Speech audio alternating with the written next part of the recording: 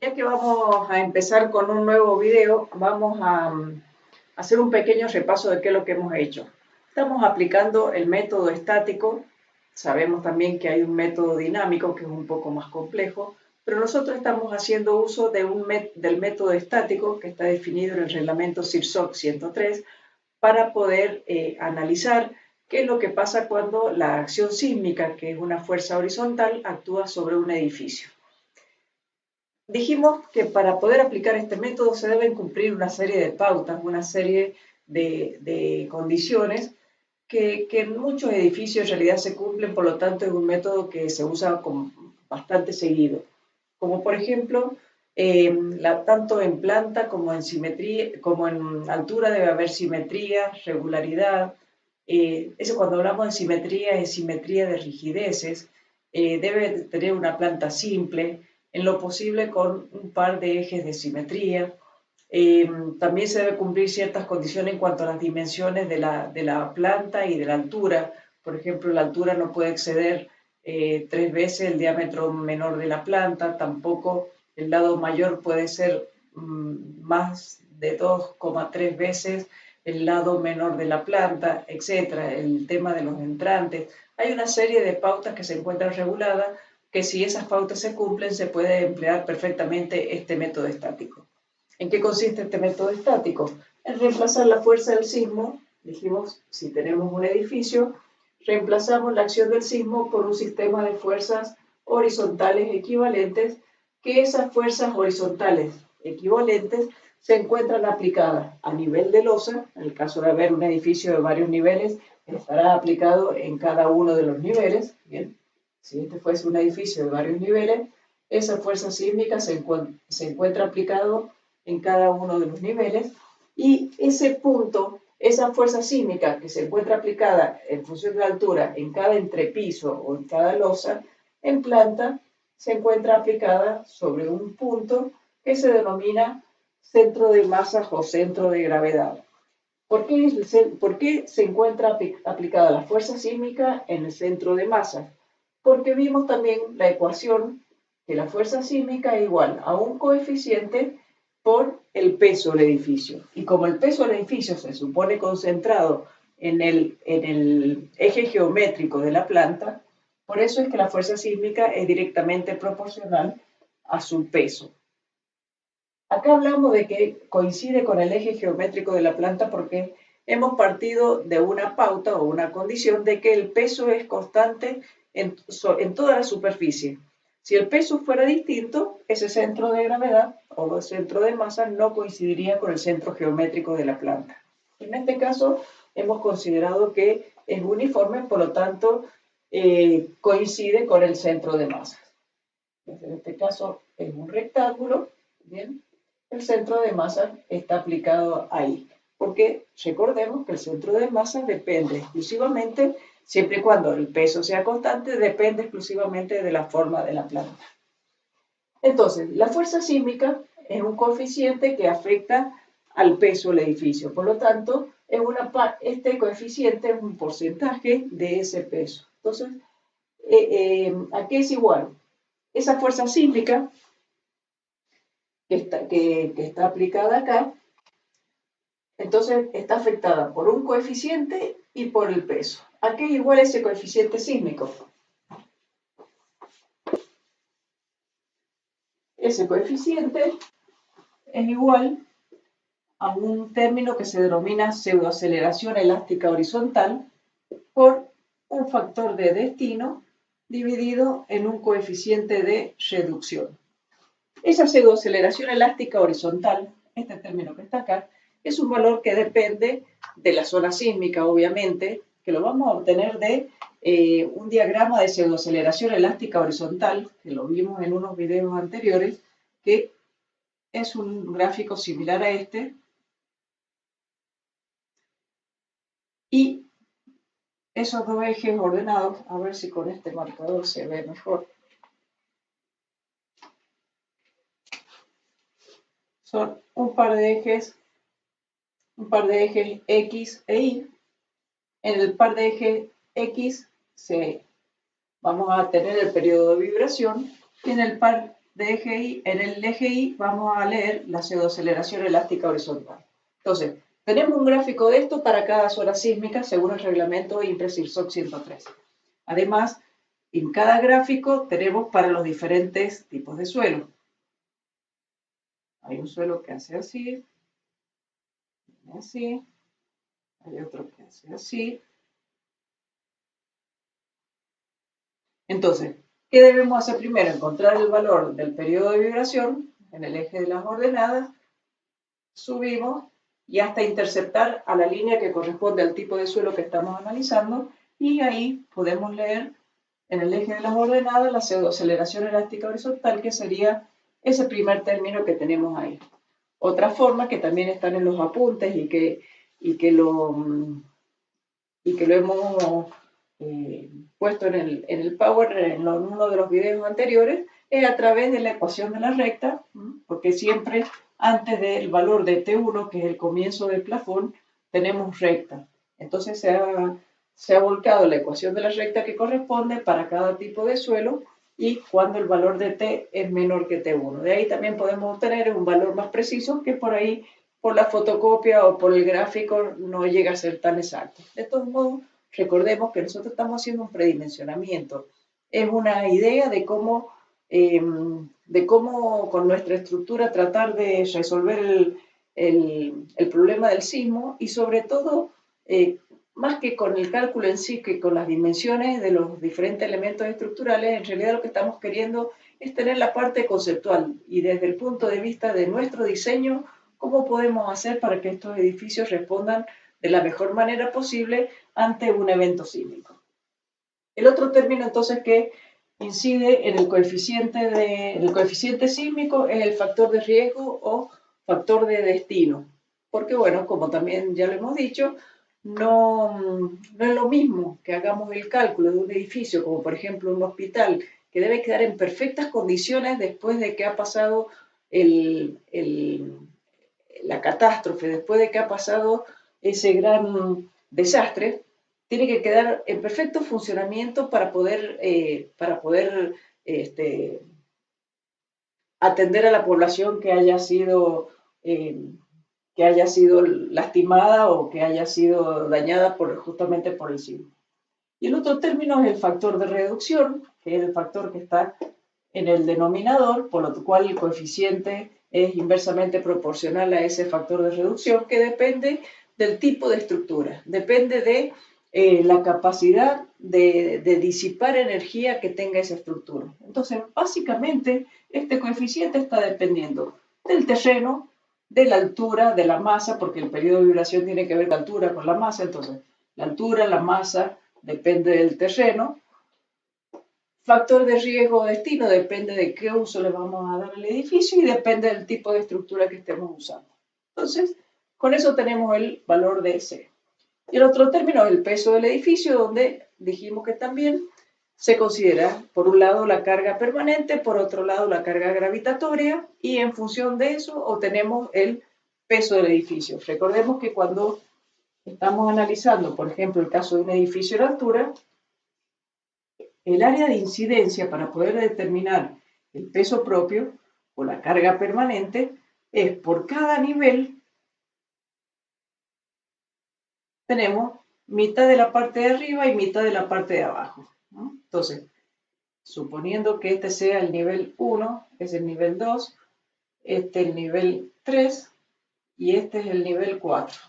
Bien, entonces, en la losa 3, que ahí está aplicada la fuerza sísmica, a esta fuerza sísmica le corresponde el W de todos los elementos que están ubicados en esta área de incidencia, más la parte del peso debido al uso del edificio, debido a las personas, debido a la variación que se haga con el mobiliario. ¿Bien? Entonces, eso es para recordar lo que hemos visto en cuanto a fuerza sísmica. ¿Qué otra cosa hemos visto que es importante, muy importante recordar? Entonces, que son dos puntos. Hemos visto un punto que es el centro de masas y el otro punto que es el centro de rigidez. El centro de masas, bueno, lo que acabamos de decir, que si el peso es constante coincide perfectamente con el eje geométrico de la planta. Y en el caso de que las plantas sean un poco más complejas, se divide a la planta en plantas más sencillas, en las cuales es posible conocer dónde se encuentra su centro geométrico, y luego por teorema de Variñón obtenemos dónde se encuentra ese punto. Entonces, suponiendo que estemos viendo una planta muy sencilla como un rectángulo, el hecho de que tengamos una impronta a un edificio de esa manera y que estemos considerando el peso constante, ese centro de masa o centro de gravedad, entonces se encontraría acá. Como estamos analizando el sismo en dos direcciones, es centro de masa o centro de gravedad, es lo mismo. Como estamos analizando el sismo en dos direcciones, va a haber una fuerza sísmica actuando en esa dirección, una fuerza sísmica en X, y va a haber una fuerza sísmica en esa dirección, que va a ser una fuerza sísmica en Y. ¿Bien? Y pasan por este punto. Ahora, como ahí estamos viendo la planta del edificio, pero no hemos visto nada de estructura. Esa planta tiene algo de estructura, que podría ser, por ejemplo, tengamos un muro acá, tenemos un sistema porticado acá, acá puede haber otro sistema de pórticos, y bueno, y acá podría haber a lo mejor, para hacerlo distinto ahí, a lo mejor podríamos tener ahí un muro, otro muro acá. Bueno, la columna, recordemos que los muros deben ir con una columna en los extremos, debe ir confinado entre vigas y columnas. Bueno, en este caso, también, si trazamos un eje de simetría según esta dirección, la estructura que tenemos arriba es la misma estructura que tenemos hacia acá abajo, con lo cual significa que el centro de rigidez se encuentra dentro de esa línea. Si analizamos en esta otra dirección, lo que está pasando de estructura para acá y en base a lo que está pasando de este otro lado es diferente, pero no obstante puede ser que las rigideces sean iguales. Entonces, ¿por qué? Porque cuando tenemos cada elemento estructural, este elemento lo podemos representar cada uno por una fuercita que es una fuerza que representa su rigidez. En esas rigideces van a tener una resultante que pasa por un punto. Si la rigidez esta se relaciona directamente o es simétrica o es equivalente a la sumatoria de estas dos, entonces la resultante, la reacción a la fuerza sísmica va a pasar también por ese punto, por un punto que coincide con el centro de masas o centro de gravedad. Entonces, en ese punto vamos a tener los dos centros, centro de masa y centro de rigidez. Ahora, ¿qué pasa, por ejemplo, si en esta esquina de este edificio colocamos un tabique de hormigón armado? Bueno, ese elemento tiene una rigidez muy grande, mucho más grande. Bueno, quería usar el rojo. Esta rigidez de ese elemento estructural ahí es mucho más grande que lo que pueda tener ahí esa columna que es ínfima, esa columna que es ínfima. Entonces, este centro de rigidez que teníamos ahí se va a ir directamente, porque en este sentido tenemos la misma, son iguales, pero en este otro sentido es distinto, con lo cual el centro de rigidez se va a desplazar hacia esa parte. Entonces, ¿qué pasa ahí? Ahí empieza a aparecer el problema, porque los dos centros están separados, la excentricidad es muy grande, y si la excentricidad es muy grande, genera problemas de torsión en la planta. Entonces, eso es lo que vamos a empezar a ver hoy. Vamos a ver la excentricidad para poder luego determinar cuáles son los momentos torsores y posteriormente saber hacer una distribución de la fuerza sísmica en los diferentes elementos estructurales que se encuentran en cada una de las plantas.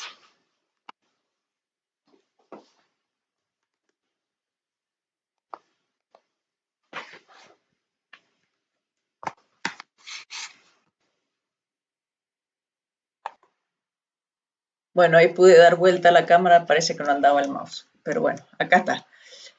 Acá entonces lo que les decía recién, vamos a seguir analizando la misma planta que empezamos a ver en los videos anteriores, donde teníamos los muros en la dirección y en el sistema en la dirección X teníamos pórticos.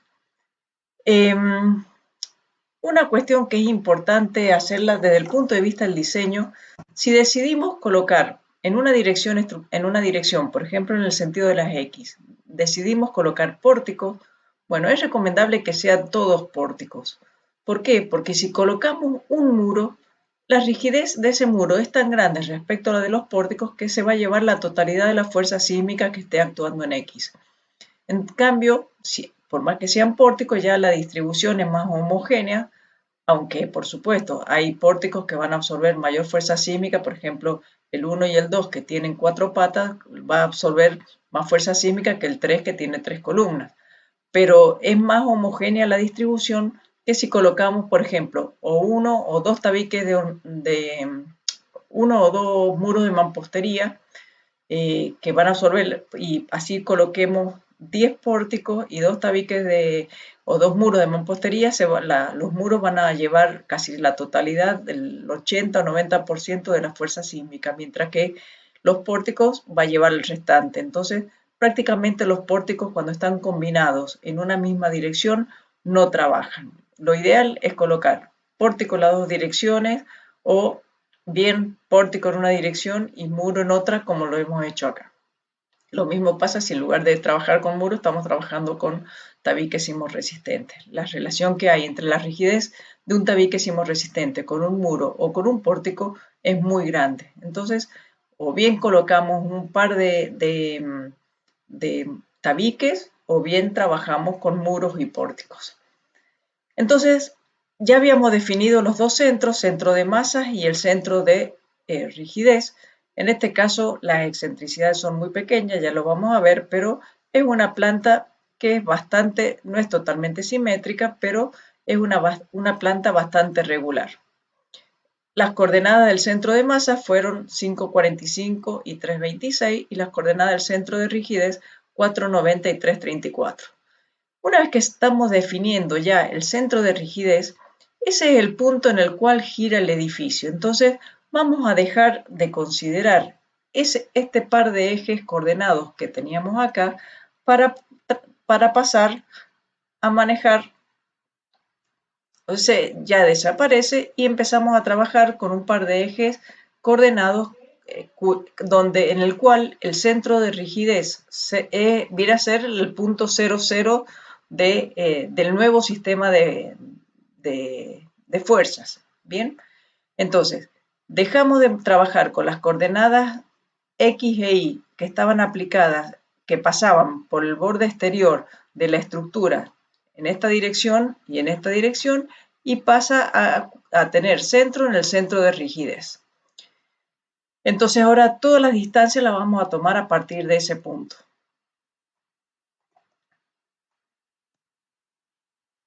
Hagamos un poco más grande este sector que hemos pintado acá, y veamos que lo vamos a analizar. Es decir, vamos a analizar la excentricidad entre los dos puntos, entre centro de masa y el centro de rigidez. Acá está hecho más en grande. Ese es el centro de rigidez y el centro de masa que está acá. Esa distancia que los separa, eso es lo que se denomina excentricidad. Como nosotros estamos analizando según la dirección X y según la dirección Y, entonces tenemos una excentricidad en X y una excentricidad en Y, que en este caso, ¿cómo la calculamos? Y teníamos las dos coordenadas de ambos centros, del centro de gravedad y del centro de rigidez.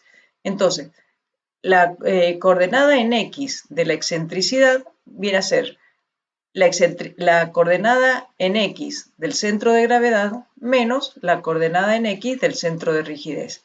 Es decir, 5,45 menos 4,90. Es decir, a esta distancia le restamos esto y nos está quedando esta diferencia, que es la excentricidad real o estática en X. Lo mismo hacemos en la dirección Y.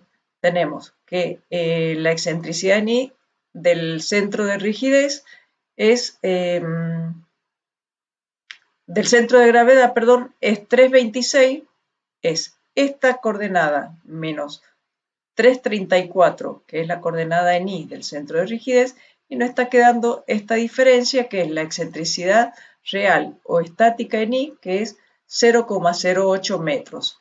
Esos 0,08 metros es negativo porque se encuentra hacia abajo, se encuentra en el sentido de las Y negativas. Ahora bien, por más que nosotros hagamos un diseño en el cual los centros los ubiquemos, sepamos que acá está el centro de masa, sepamos que en función de la estructura que hemos determinado, acá se encuentra el centro de rigidez, el centro de masa se puede mover. Se va a mover, ¿por qué? Porque el centro de masa, acabamos de decir, depende del peso, y dentro del peso se consideran las cargas permanentes, que dependen del área de incidencia de cada uno de los niveles, pero también depende de una carga accidental, de la carga debida al uso, depende de las personas que estén usando el edificio, depende del mobiliario que se le coloque, y esa carga va a ser variable durante la vida útil del edificio. Entonces, esa excentricidad que nosotros estamos diciendo acá que es real, en realidad no es tan real. Más bien podríamos llamarla como una excentricidad estática, porque esa excentricidad pocas veces durante la vida útil del edificio va a ser tal como la estamos determinando acá. Entonces, sí o sí nosotros debemos calcular una excentricidad de cálculo. Esa excentricidad de cálculo, bueno, antes que nada, esta excentricidad que hemos calculado acá, esa excentricidad en X y esa excentricidad en Y, debemos verificarla de que sea menor que el 10% de la longitud en planta. ¿Por qué? Para saber, porque dijimos que estábamos aplicando el método estático, y una de las condiciones que se debe cumplir para poder emplear este método es justamente que la excentricidad sea menor al 10% de la longitud en planta. Entonces, el caso del ejemplo que estamos tomando nosotros, la longitud en esta dirección, en planta, tiene 10 metros, o sea que el 10% es 1.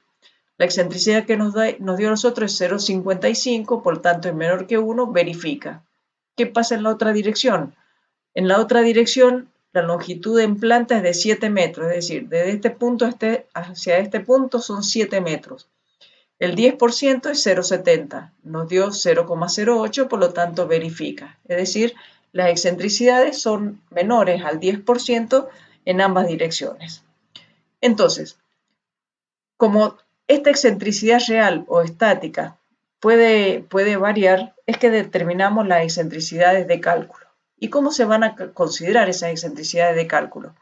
Tiene dos partes, la ecuación tiene dos partes. ¿Por qué? Una es la excentricidad accidental, que es el 10% de la longitud en planta, que esa va a ser debida al uso del edificio. Puede ser debida al movimiento de personas, puede ser debida a los muebles que se colocan, a los muebles que se mueven, etc. O sea, eso es por el uso del edificio. Pero hay otra parte de la ecuación que depende de una excentricidad que se genera durante el movimiento.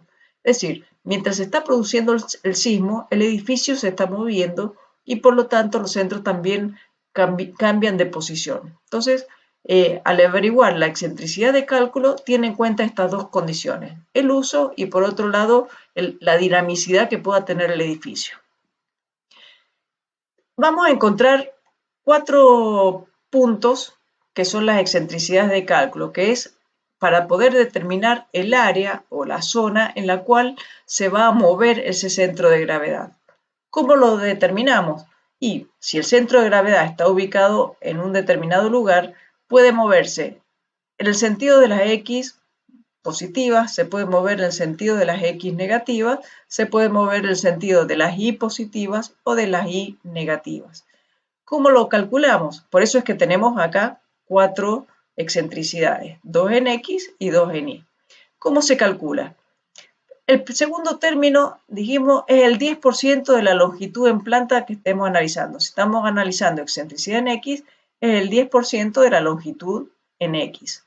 Si estamos analizando la excentricidad en Y, es el 10% de la longitud en Y. Este primer término que tenemos acá depende de las excentricidades reales o estáticas, las que acabamos de calcular, que son EX o EY. Pero además esas excentricidades están afectadas por un valor, por una constante, que puede ser, que depende del sistema estructural. Si hubiésemos tenido un edificio que son todos pórticos, o sea, que nuestro sistema estructural, tanto en la dirección X como en la dirección Y, fueran pórticos, en ese caso se emplea este valor que acá he puesto 2, se emplearía 1,5. En el caso de que hubiesen sido todos muros, o sea, muros en la dirección Y, muros en la dirección X, se hubiese empleado el valor de 2. En este caso, que tenemos muros en una dirección y pórticos en la otra, se usa el caso más desfavorable, que sería el correspondiente a muros, es decir, 2. Pero ese 2 lo usamos en todos los valores para todas las excentricidades que necesitamos calcular. Bien, reemplazando esos valores con los valores que ya teníamos, con los valores de excentricidad real que acabamos de encontrar, más los valores de datos de las dimensiones de la planta, obtenemos las 4 excentricidades. En X, 2,1 y 0,1, y en Y, 0,54 y menos 0,86. Eso es lo que tenemos acá. 2,1, 0,1, 0,54 y menos 0,86.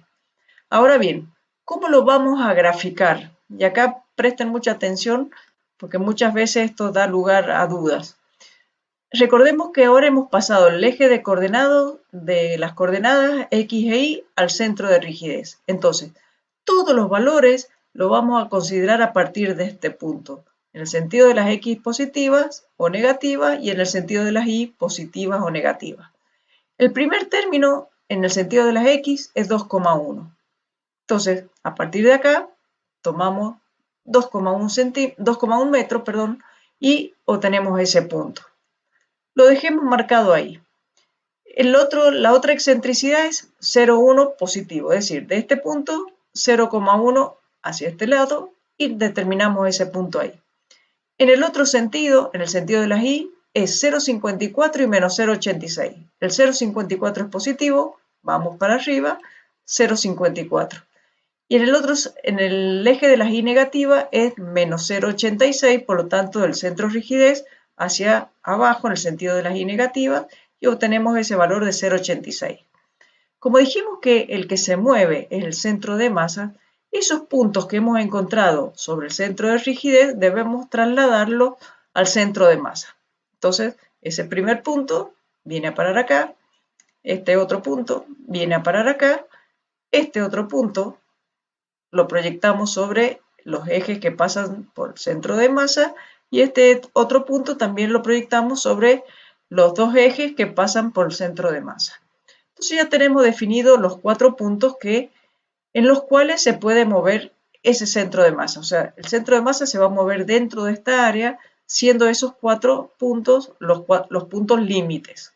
Entonces nos determina un área como esta, que es el área, ahí está graficada así como con esta forma, pero bien podría haber sido un rectángulo, ¿bien? Pasando por esos 4 puntos. Independientemente de cuál sea la forma, lo que debe quedar claro que esta es el área en la cual el centro de gravedad o centro de masa se va a mover. Y si estos son los 4 puntos, según la dirección X e Y, en los cuales se puede mover el centro de masa, como en un principio dijimos que por el centro de masa pasaba la fuerza sísmica, entonces la fuerza sísmica también puede pasar por cualquiera de por esos 4 puntos. Van a ser estas. Esas son las fuerzas sísmicas que van a pasar por cada punto. Ahora bien, estas fuerzas sísmicas que tenemos acá, en cada uno de esos extremos, tienen una cierta excentricidad con respecto al centro de rigidez. Entonces, ¿qué es lo que debemos determinar? ¿Cuál es el momento torsor que cada una de estas fuerzas puede llegar a generar? Porque esta fuerza que tenemos acá va a generar, si esa fuerza la multiplicamos por la excentricidad en X que la separa del centro de rigidez, y va a tener un momento. Esta otra fuerza, lo mismo. Y estas fuerzas que están en X, multiplicadas por la excentricidad en Y que la separa del centro de rigidez, vamos a tener momentos torsores generados por esa fuerza sísmica. Entonces, eso es lo que vamos a calcular acá, donde tenemos el momento torsor X1, es decir, fuerza sísmica X, que es esta que está acá, por la excentricidad en I1. Vean que fuerza sísmica en X con la excentricidad en el otro sentido, es decir, está la fuerza, la distancia se toma perpendicular a la fuerza. La distancia al centro de rigidez. Entonces tenemos la fuerza sísmica 1 por la excentricidad, es decir, la distancia que lo separa del centro de rigidez, el momento torsor 2, que es la fuerza sísmica 2, esta que está acá, por la excentricidad 2, la fuerza sísmica 3, que es por la excentricidad sísmica, por la excentricidad 1, la excentricidad en X1, perdón, y la fuerza, el momento torsor en I2, que es la fuerza sísmica en I, por la excentricidad de cálculo X2. De esa manera obtenemos los 4 valores de momento torsor. Como estamos viendo acá, el momento torsor X1, el generado por la fuerza sísmica X1 en X y por la excentricidad en Y, esta que tenemos acá en 1, nos da positivo. Por lo tanto, esta fuerza que tenemos acá tendrá ese sentido porque gira en sentido horario respecto del centro de rigidez. Vamos a esta otra fuerza sísmica, a la de acá abajo. Da en sentido negativo, con lo cual esta fuerza genera un momento antihorario respecto al centro de rigidez, con lo cual el sentido de esa fuerza es este que se muestra acá. El generado por la fuerza sísmica en I, es decir, por esta fuerza que tenemos acá, es positivo, por lo tanto gira en sentido horario, es decir, genera ese tipo de movimiento así. Y en este otro caso, que también es horario, también va a ir hacia abajo el sentido porque el centro de rigidez se encuentra acá y también genera un movimiento en el sentido de las agujas de reloj. Entonces, ahí hemos definido las 4 fuerzas sísmicas que pueden pasar por cada uno de los puntos extremos que puede tomar el centro de masa y cuál es el sentido que tienen.